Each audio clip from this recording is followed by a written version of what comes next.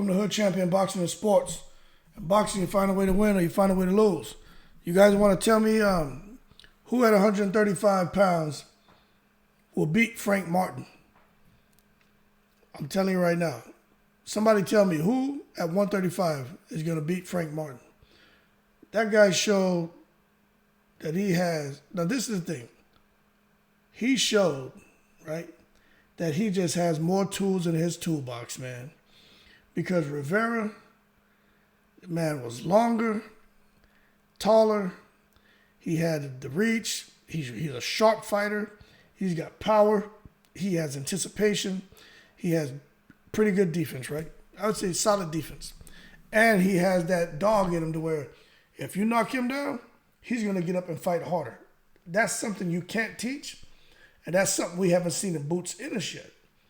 That's why I can't crown Boots Ennis as the top dog.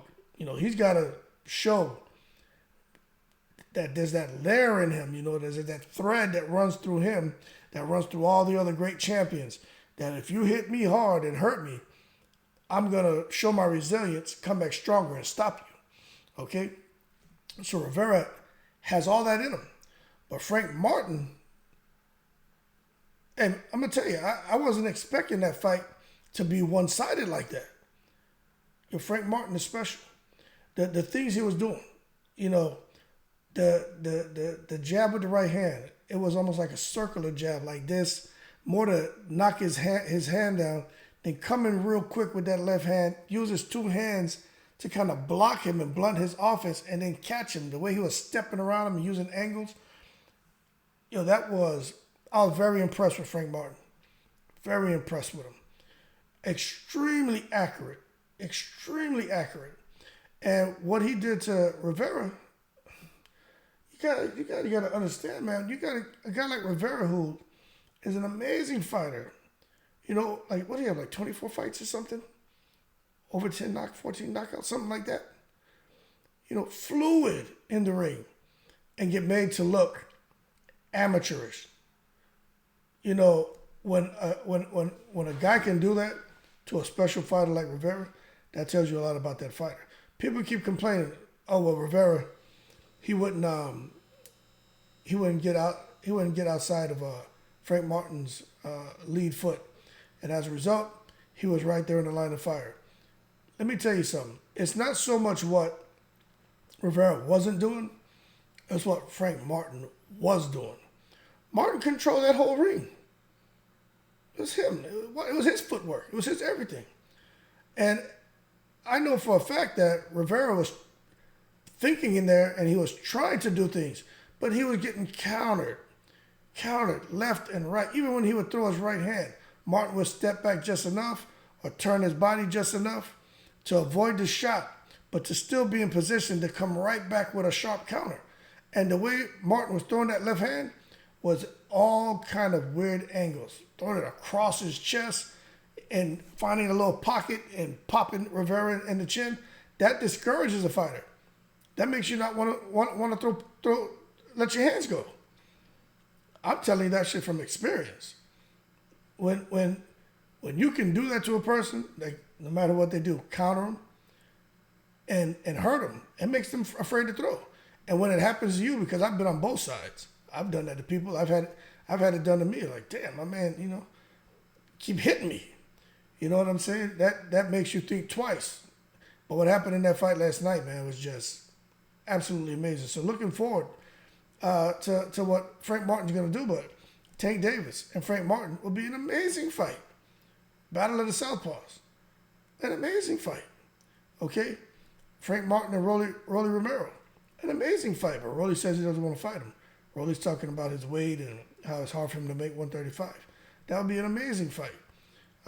Frank Martin and Shakur Stevenson. Some people saying, oh, Shakur beats him easily. Well, look, man. Shakur is tall.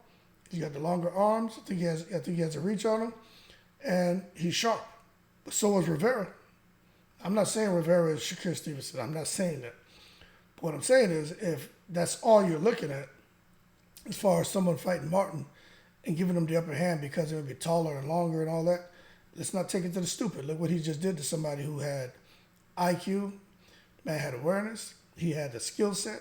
He had some power, great boxing ability, and he had the heart and he had the desire to win. And he just wasn't able to find it last night because Martin proved that there were more layers to him. He had more tools in his toolbox, and he was a superior fighter. And he made it look easy. That's like, we talk about Terrence Crawford a lot, how he gets in there against fighters, no matter what you think they're D, C, B level fighters, but he just makes them look like simple. You know, it's not even competitive. And that's what this guy, Martin, did. So what I'm saying is, you know what, Martin's athletic, Martin's a good fighter, but we got to look at Derrick James. We got to look at what he's doing. And this is why Anthony Joshua and Eddie Hearn got to be paying attention. You got Derrick James over there. I've already said you got Freddie Roach, but Derrick James, something special going on down there. We know he wants to keep, as far as his stable of fighters, you know, concentric. He's not looking to have an expanded a base of fighters. He wants it to be simple, where he can give his attention to his guys and to go on and try to, you know, get them all to become unified or undisputed champions. So he's there with Jamel, almost there with Spence, and it looks like what's his name, Frank Martin's on the right trajectory. There's a lot of good fights for him at 135.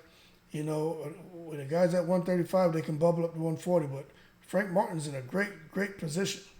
And, you know, I wish they still had HBO, because HBO used to always show all the top guys in a certain weight division. And if there's a guy who just had a big win like Martin, they would automatically add his image up there with all the top fighters in the weight division. And, you know, you just don't see that.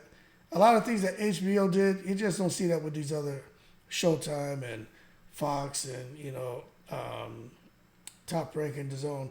It's just not the same. Like that production they had at HBO was just spot on, man. But I'm going to go ahead and do that for Frank Martin, man.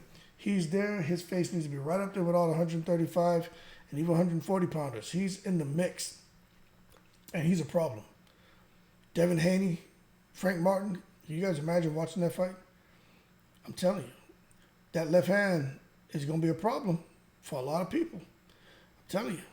But I'm going to keep it simple on this one. Frank Martin is on his way, and I am excited to see what he does next, because I think that was a title eliminator, right? So I am excited to see what he does next. Not sure who he's going to fight. I'm not sure what's going to happen, but I'll be tuned in for sure. They're right up the road in Dallas, so I'll probably jump in there with my sons, man, and right up there and check out that fight, stay the weekend, and come on back. But that being said, y'all keep cool. Frank Martin, he arrives at 135 pounds. He's on his way, and I have no doubt he stands a good chance at anyone at 135 to 140 pounds. That being said, y'all keep cool in the breeze.